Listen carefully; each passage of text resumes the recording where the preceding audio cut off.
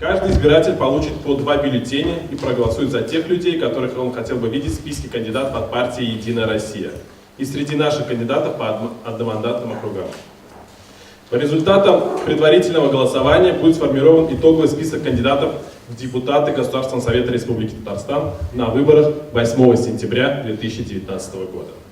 Район мәдәният йортында узган питрәшләр белән очрашуга 3 кандидат гариза биргән. Шәхси эшмәкәр Михаил Конов, Дәүләт советы депутаты Рафил Нагыманов, Фонд прямых инвестиций оешмасының идарәче партнеры Руслан Халилов. Һәр кандидат үзе белән эше, сайланган очракта нинди планнарны тормышка ашырачагы белән таныштырды. Руслан Рафикович, мы знаем, что на территории Республики Татарстан успешно реализуется ваш проект парк, индустриально-промышленный парк М7.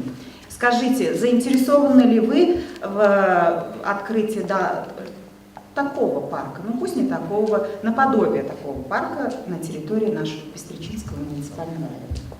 Разумеется, безусловно, я заинтересован в этом, и не заинтересован в этом я просто не могу быть, потому что мой опыт позволяет мне рассуждать с точки зрения профессионала в этом вопросе. И я хочу сказать, что Пестричинский район находится с точки зрения логистики очень даже удачно. Условия инфраструктурные, которые необходимо будет создать на этой площадке, они, в общем-то, решаемые. Праймерис нәтиҗәсендә Бердәм Россия партиясеннән Дәүләт советына депутатлыкка кандидатлар исемлеге формалашачак. Бүген Дәүләт советы составына 100 кеше керә, аларның 47-се Бердәм Россия партиясеннән.